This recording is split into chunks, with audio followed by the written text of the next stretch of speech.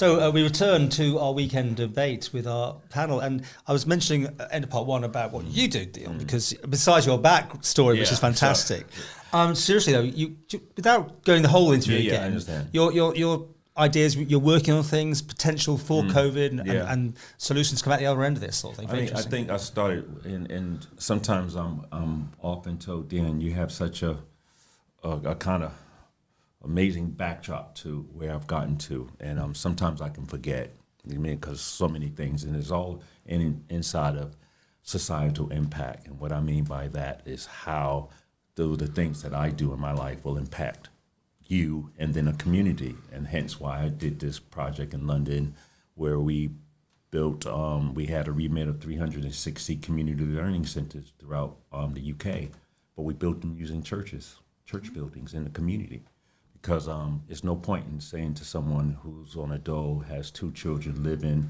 in a disadvantaged community, say, go to the middle of town, go to this university, take this course, and maybe you get a job. That's not how the street works. It's about how can you help me now to feed my baby? Then I can worry about my education later. Now I take that kind of to what I started to do. So I came here to the island. I'm CEO of a public company here on the island. And the concept of it is looking at the web, and then that will lead into the app. But I've been in technology for close to 47 years. I'm 61 years old. And like I said, since Sinclair's ZX81, which was the first home computer, I've been in the game a long time. And I've seen the transition of technology, and a lot of people get it confused. We have technology advances all the time, but it's about the application of technology that works with people here. I can have an old technology, but put it into a new solution or new problem. And then I've got a new solution based off of technology that's old. So we get it twisted sometimes. But taking technology in the current scenario that we're in, see, I have a different view after coming from the UK here to the Isle of Man. And I think my first interview with you when I first came to Ireland 4 years ago, and you asked me the question, what brings a guy from Brooklyn all the way to the guy from Brooklyn to here? Yes. All the way to the What was your answer? But, I said, well, I think what brought me here was I was presented with an opportunity to do some things in reference to my technology that I was told I can do from the Isle of Man better. And I bought into that story. I bought into it. And so this is government people telling you, come here, we're the we'll island that can, we can do whatever we want to do. All that stuff, and where you can't do in the UK. Yeah. I bought into it. I really bought into it. I had my reservation. I think the first thing I said to you when I came over, I said, I'm giving it 3 years. In 3 years, me gone, because I looked at this small island. From my perspective, culturally, there was nothing here for me, inside of that. So my first experience is I hated it. I had to be here, but I hated it. But what happened... Heard that before. Yeah, but what happened, there's something very interesting happened. And I think this is why now I'm in the stance that I am now to do what I'm willing to do. Because at that time, I only had a 3-year span here. And my first experiences weren't pleasant here. And I realized that I was out of the ordinary in my views and my whole manner. That made some people go uncomfortable. And unfortunately, that's just who I am. But what happened, I found something very interesting. The more I was here, and I remember it real quick. I was in deals, and I was going to buy something for the new office I got. £1.20 would it? Yeah, yeah. And I walked inside of there to get it. But the experience was I was 3 people in line, and it took me about 15 minutes. And you know why? Because the guy behind the counter knew the lady, and they was like, so how was Don? Boop. It's fine. 120. And what about Sue? Beep. 240. And I'm sitting there thinking, I got stuff to do today. You'll get used to it. So, yeah, but this is my point. So what happened when I got to the guy, I said, yo, man, you're supposed to be quick out. I sit here 15 minutes while you sitting there talking about vegetables, and he said, what's that? Trade allure. And I went, what the hell's that? Was it time for time? Well, it's time enough, relax. So what happened, this is where it was shift for me. Because I'm used to going like this. I had a lot of things doing, I got stuff going on. But the thing about the island was, when 5 o'clock come, people break. That's it. Done. Yeah. And you thinking, well, I got stuff. Let me call up. No, the office is closed, 5 o'clock. And what it did was, if you now ask me about Island Man, I'll say peace. Because what all of my time he had taught me was to slow down. So I got more accomplished in a day than I did in London and so forth because of the slow down, my thoughts, so forth. So what basically happened, what got me here anyway, I have a technology company. We'll get there. I'm sorry. I have a technology company, and in that technology company basically is MedHealth. So I deal in immersive worlds, in virtual environments.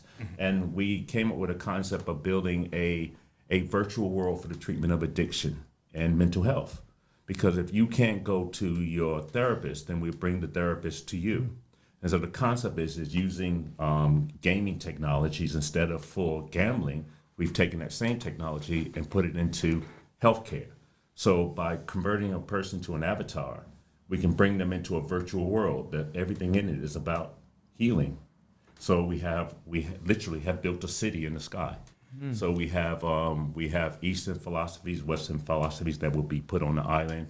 We just finished a virtual therapy room. So therefore your therapist can meet you as an avatar in a space. So if you are my therapist and it's any device, you can access it.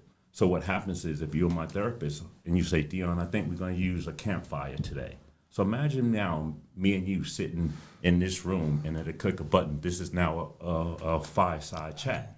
So anyway, so we've been working on that. But what happened, COVID came. We did a big show at ICE in February where we showed the first version of our product, and it was amazing. We had responses from the U.S., Africa, and we were offered through the National Council of Problem Gambling in America to roll out our virtual world for addiction in 13 states. So we were very excited. We were very proud of the achievement. It took us 4 years to do that. And then COVID came. And then I'm stuck with, I've got 18 developers. Now everything is closed down. And sadly, in my industry, there was no government support. So all of a sudden, I had 18 developers. I had a big office in the town, but no support because I was in an industry that didn't get government support. So it was down to me to fund keeping it going and keep our developments going. So you couldn't find any support? You couldn't, There was none. It just wasn't, There was nothing none that fitted your... for the creative industry on this island, there was no funding support. But they'd encourage you to come here. Well, that's another story. I won't get it. No, I There was wasn't... no. That's there was- wrong with me. We had. I have a financial controller, Colette. She's amazing. She's my little stability, and she knows everything. She was chief financial officer of various shipping companies, things on, and she just loved what we do, and she came on board to support. So she knows the island very well. Couldn't find us any support that would support me and my staff. I couldn't get the furlough. And we had version 1 and version 2, both nothing? Nothing. Because they were should have tweaked a bit, shouldn't they? It didn't apply to us. Right. So it was hard. We had to fund. At that time, I was running about a $33,000 a month payroll. Yeah. And I had to find the money. And obviously because of COVID, funding dried up. People didn't know what was happening, so investors was holding on to money, rightly so, because we're now in a whole new realm here, all right? Because COVID came, shut down, people were afraid. You couldn't get funding. Banks shut down on money. Everyone shut down on money. So it literally became survival of the fittest, and that's what it was. So for me, during that time, I had to think, what am I going to do? How do I keep this going? I just had an amazing opportunity to take our virtual addiction and mental health to the U.S., but I couldn't go because I couldn't travel. So I said, okay, what am I going to do? So you have to adapt. The call came out about COVID. What do we do? And I respect that the government has its views and it has its experts. That doesn't necessarily mean they're my experts. I come from a technology world. And, and I question, sorry. Yeah, no, but you had this idea for something that might help the other man. You got in touch with David Ashford, but you didn't hear back from him. That's correct. So there was... The concept frustrating as well. We looked at what's missing in this whole COVID story, which has a direct impact on the conversations about Sue and the hotel industry. Yeah. What's missing is we are not tracking the symptoms of COVID on a daily basis in real time. The numbers of COVID, we all question, where did it come from? However, you're saying that everything that's death, that everyone dying is COVID related. I go back to the Matrix. How do we know? How do we know? We're being Are you told. deny though, or just a cynic about the whole I just have numbers game? I'm cynic about the numbers game. But see, the important thing, if we're going to get on top, is we need accurate data, and we need data from the community. What better, real data than if we can get it from within the community? So anyway, we built an app using artificial intelligence, which monitors a set of questionnaires that we created from the CDC website and other medical people about a questionnaire. So quite simply, if you can monitor my health on a daily basis and see the shifts in my symptoms on a daily basis, you get accurate data about what is the difference between what's a cold and what's COVID. So that's what we did. We built this app. Okay, and there's a full video about what you talked about. Absolutely. But interest-wise, you've had it from around the world, but not here. Yeah. What happened is in May, I sent an email to David Ashett, who I know because he is very familiar with our addiction platform. We had a previous meeting. So I sent a message to David to say what we had built. And I wanted to give opportunity to do a presentation to show, because the view is this. If we can open up the island safely, right, by letting people come into the island, being able to, I'm not going to go to track and trace, but if you can create a system where if I want to come to the island, I have to be able to show that I am COVID symptom free. And I understand the issue on asymptomatic people. However, if I can have a simple app that will tell me prior to come to the island that I am symptom free, and I can now track them from the time they leave the UK, travel on a plane, get here to a port, and very quickly can see through an app that they are still symptom free.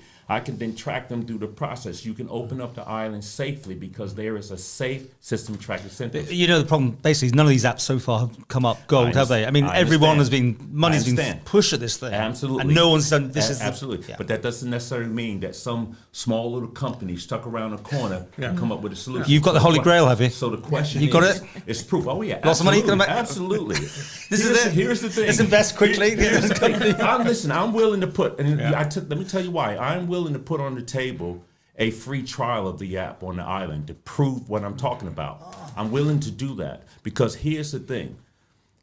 I tell you why. At first, when David, for whatever reasons, and I don't to profess to know what's going on inside of government, but he rejected the CV presentation of the app, which upset me. So hang on, he didn't want to see your presentation, or he saw it and then didn't like it? His response was something similar to, Dion, we've got so much going on in and around COVID.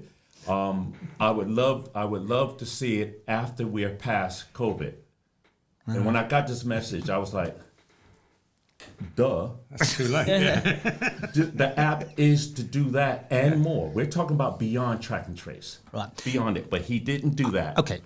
I want to expand again back to you come to the Isle of Man, the Isle of Man where you can and all that sort of thing. Yeah. The interest you got, you moved here, but then you didn't find the follow-up was there. I mean, this is kind of, you can't be the only person. I mean, whatever business you are, we hear about these problems, but also successes. Yeah, absolutely. What's your sort of take on it? What could they do better or change when bringing new people to the Isle of Man?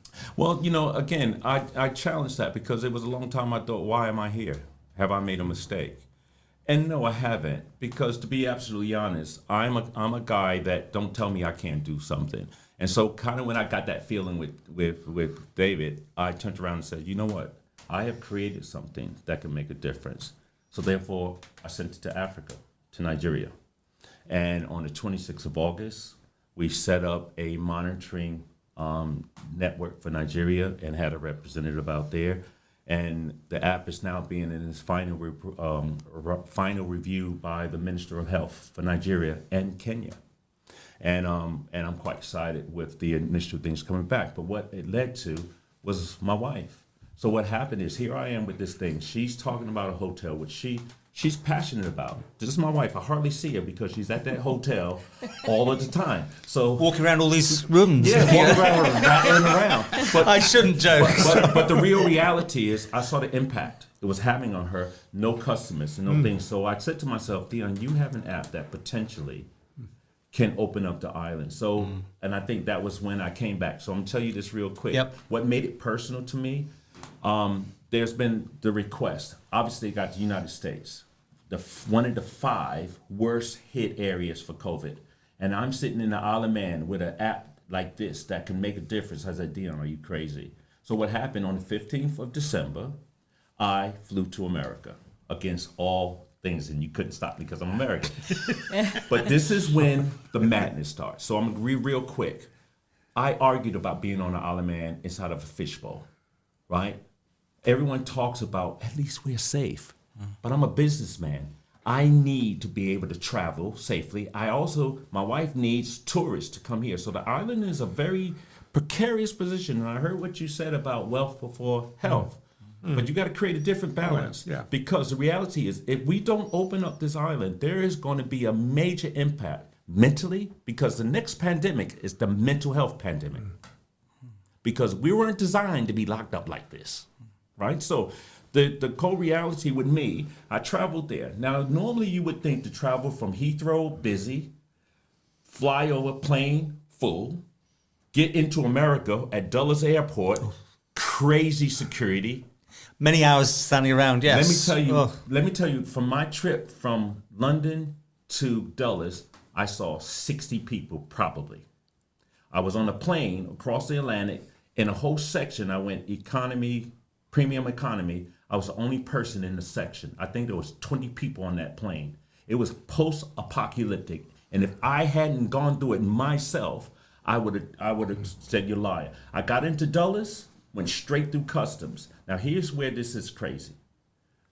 I'm looking at, obviously I was there with the Capitol riot. I'm only 20 miles away and things like, I think I better get my butt back home, right? Now imagine I'm now calling Isle of Man home. Right? I couldn't wait. So I cut my trip. I went there for business. We opened up the office for the health monitor in Washington, and I did those things. Got back. Now here's the journey. Now this is where it's going to get frightening.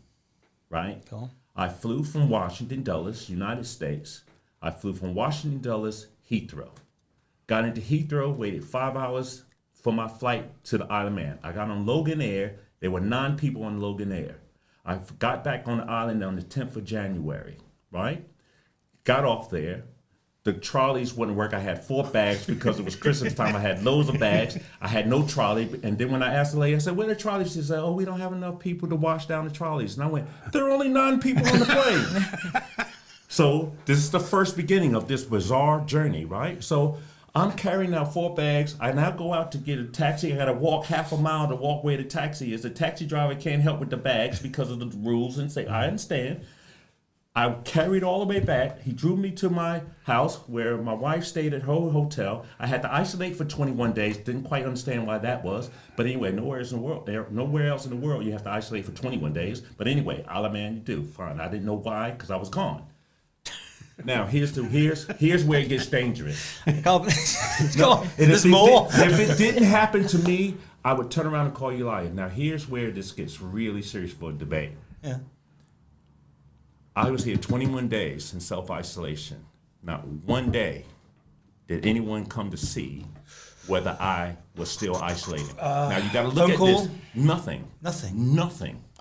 On my honor. And then are they all meant to do something? On my honor, nothing. Right. This is now you got to look at what I do. Yeah. You got to look at what we built, and now this happens to me. 21 days, not one person. Now here's my thing. I just came from the top 5 for COVID. Now here's if I wasn't as scrupulous, or if I was unscrupulous, and if I had no one, I didn't have my wife to bring me things. I'm now in 14 days. It's very difficult being in isolation 14 days by yourself. I don't care what no one says. I just went through it, right? It's a nightmare. If I was unscrupulous and I had the virus, I could have walked down to my local spa, took my mask off so no one's none the wiser, walked in there, sprayed COVID everywhere, gone, and came back to my room. Would you know where it came from?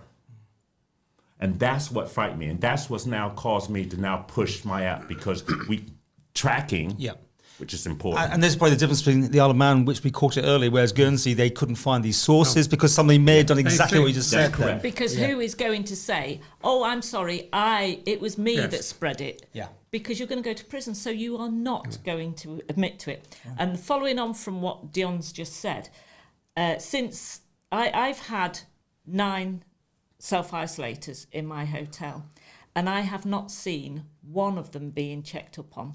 9. One of them was myself. I went across to the UK and came back, and I isolated in the hotel, because what I did was I put all my decorating stuff in one of the rooms and I did it up. So I had a great self-isolation time. DIY lockdown, literally. So I decorated while in lockdown. I loved it. But I've had a lad from Italy who stayed for 2 weeks, and I double checked with him this morning, and he said he already said nobody had been, and nobody did. This was I think he came about October time, so this was, Italy was still quite bad then.